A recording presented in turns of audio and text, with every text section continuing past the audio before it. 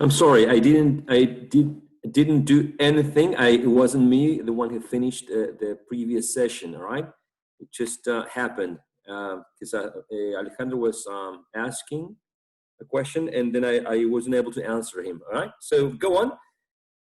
I'm sorry about that.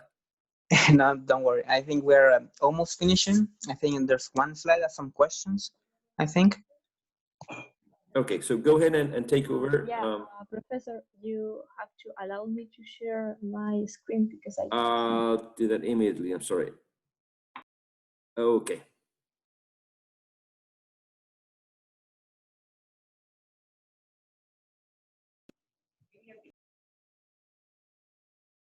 Okay, let's continue. Okay, can you see it? Yes. Yes. Okay. The next theme is death, and death is also presented throughout the story, and it comes up with the idea of death leads to not being able to use rationality, and this is why the police were unable to solve the case because they were horrified by the idea of this strange murder. But Dupin was emotionless and thought his way through the mystery of the death of a woman and her daughter without getting too involved with feelings. And the last theme is rationality and logic. And connected with death, rationality is presented in the same way in the story because the human mind has the valuable ability to reason and analyze when emotion doesn't play a part. So it is possible to deduce thoughts from facial expressions and body language, and Dupin is an example of this idea because he's able to use logic to solve the case of the murders in the Rue Morgue, leaving aside the emotions when he realized that the man accused of the crime was someone that he knew. Okay, and for the literary devices, it was difficult to have to find for some because I have to look for the original and some of the newer versions, but I have some. For hyperbole, we found this quote: "I could merely agree with all Paris in considering them as an insoluble, I forgot, insoluble mystery." Okay, here is a quote from the narrator, and he said that he agreed with all the city of Paris, a big city, that the murder was had no solution.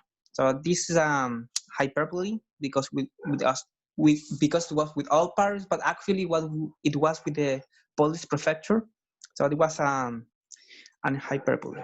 For the personification, we have it was a freak of fancy in my friend to be enamored of the night for her own sake. He is giving female attributes to the night, saying that Dupin was in love with the night like if he was a lady. So there was a personification in there. And we have a female in which it says, the force of his busy mind was like a bright light in my soul.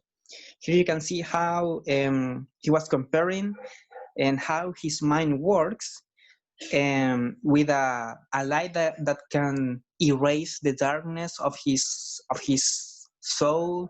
And here you can see an example of how he was, quote unquote, in love with Dupin. So those are the literary devices which I literally tried to look for more, but there wasn't. So I think that's an idea of how the literary devices or figures of speech were in this tale. Thank you.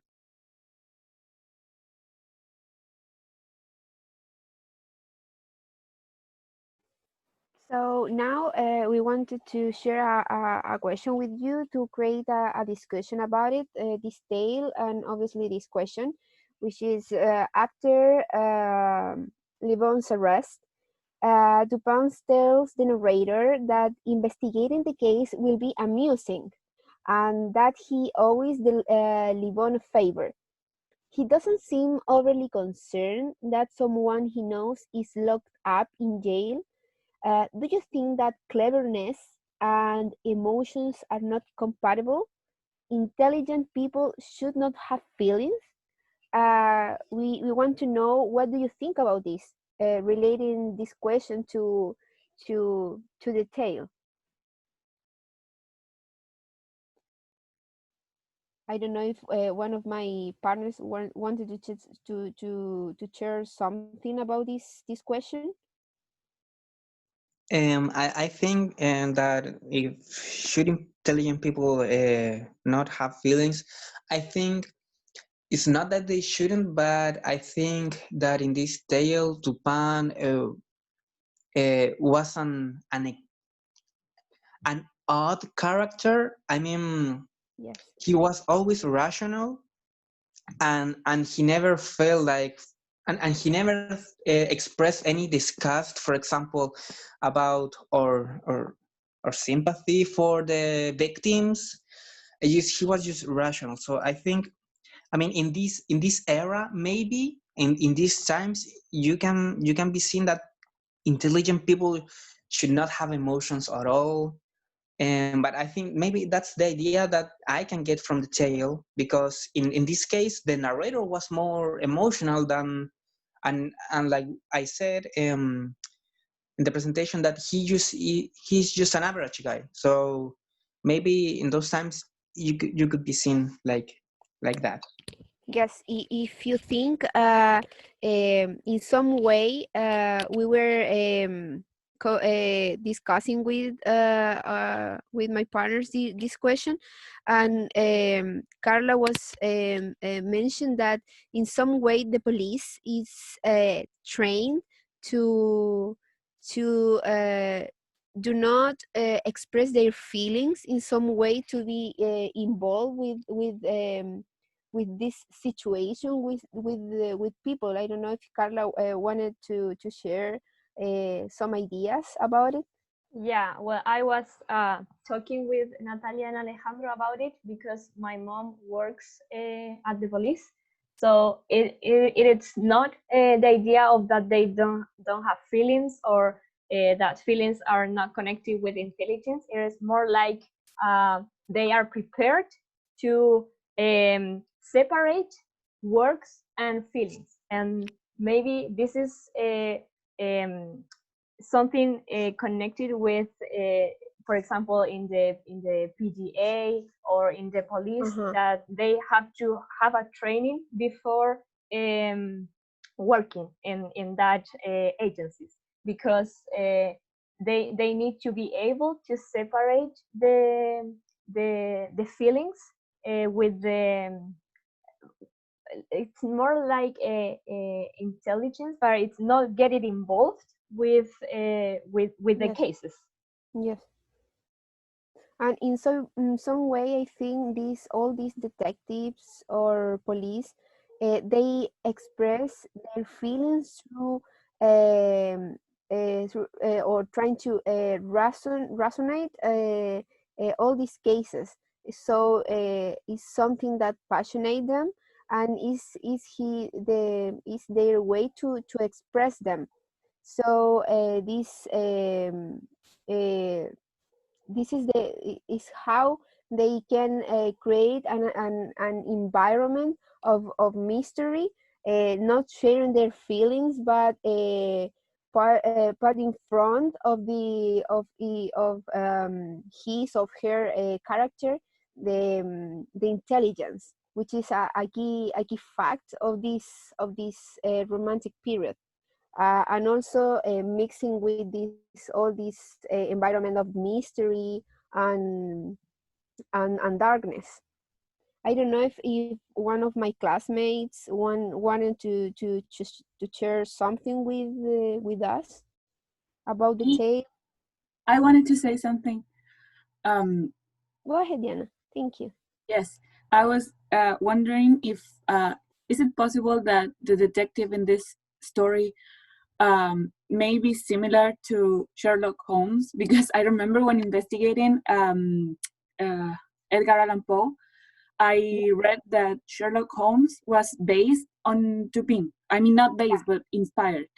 And could it be that maybe Dupin had something like I don't know, maybe Asperger's, because it is said that Sherlock Holmes is the way he is because he had Asperger. He was very intelligent, but he didn't know how to handle his emotions because he had Asperger's. And maybe Dupin was the same, because if Sherlock was inspired by Dupin, I don't know. And I remember the topics that we are discussing in Confidences, that over intelligent people have, struggle with social skills. Maybe could be like that. I don't know. Yeah. Okay. I think, sorry, Carla, you want to say something? Yeah, I would like to say that I also thought about it when I read the story because of the characteristics of Japan, and maybe I agree with you, Diana. Maybe Japan has this Asperger syndrome due to the fact that some characteristics that they that he presents in the story are related to the being alone, like thinking and reading books, and it's a different intelligence that we notice in Japan.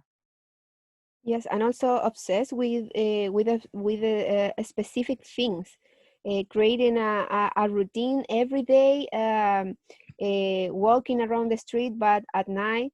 So I think this Sherlock Holmes character, it is based on Dupin, and Dupin is the precursor of all of these detective novels of Arthur Conan Doyle, or also the character of Hercule Poirot in Agatha Christie. So it is interesting, this connection and this and the background behind these stories. So as Diana said, probably is Asperger's is a part of the characteristic or personality of this main character, which are involved with these routines every day, and so on. Yes, and the So last it's thing, yeah. and the last thing, I think we didn't mention it, but this story is the first detective story ever written. So Yeah. Edgar Allan Poe was the first one, and this is where all the other character or this genre was born. Yeah. And I think in some books of Sherlock Holmes, there are some mentions, allusions of the character of Dupin here. So that's the connection. So. Yes, and also wanted to share something about the narrator. As I said, my classmates in the previous book report, this narrator is kind of ambiguous because it's difficult to know if it is a woman or a man at first, because the feelings in some way that involve this atmosphere between the main character, which is the brilliant detective, and he or her friend. So this ambiguity causes an interesting way of thinking when we are reading the story.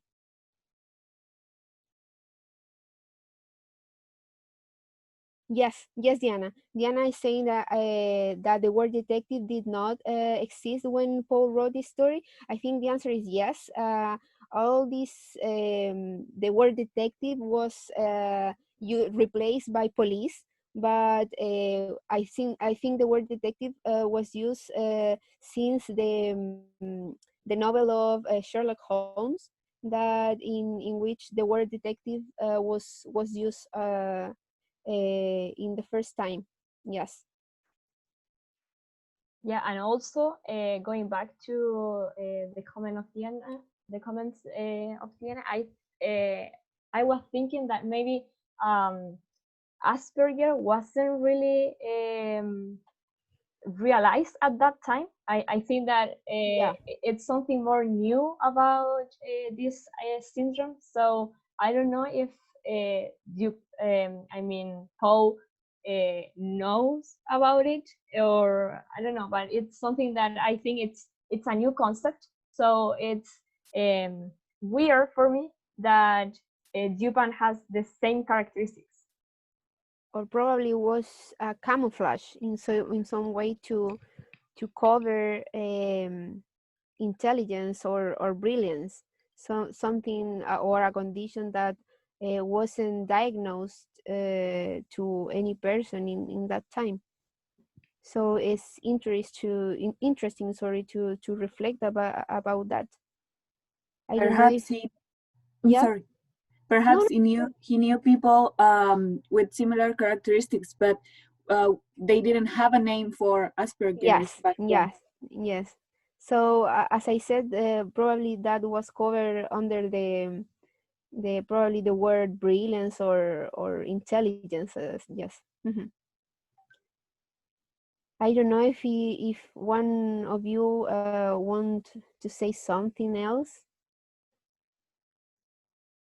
No. Okay, so I think it's the end of our book report. So thank you. This is yeah. Thank you very much. That was a very interesting conversation. I was listening to it, and I also had the same questioning about the main character, considering that he outsmarts people with very highly developed solving abilities, and also he is able not to be rational, but also to find in creativity a way to think out of the box, and that way outsmart regular police officers. So he is combining, maybe he's not as strongly intelligent in terms of having an emotional intelligence, as we are more aware now that some people are, more emotionally intelligent than others. But he's able to include or explore other areas beyond rationality. So I think it's interesting that you mentioned Asperger, because in this condition, people can focus, right, on specific topics for a long time, and are able to explore more in more detail than others some specific areas, or in this case a mystery. So that's something that is very interesting for me to and I was listening about your conversation. So basically my question was answered, because I really wanted to have a more detailed depiction or portrayal of the main character, and I think you worked on that. Also, I don't know if it's a believable character, if you think that someone can do that, if Dupin is someone that you would meet in real life. Do you think that there would be someone there with his same abilities? Is it someone that you think it could be found in real life? Or I think nowadays it's difficult to find someone with his abilities, because nowadays people struggle being specific or going under certain how can I say, certain routines, or it's not specific watching or it's not detailed with things. So, but it's not difficult. Probably we can find this kind of people in gifted people probably, or in people with a condition probably, as Diana said, with Asperger, or probably I don't remember the other condition. Well, but autism, yeah, that's a word. So, but it's not impossible.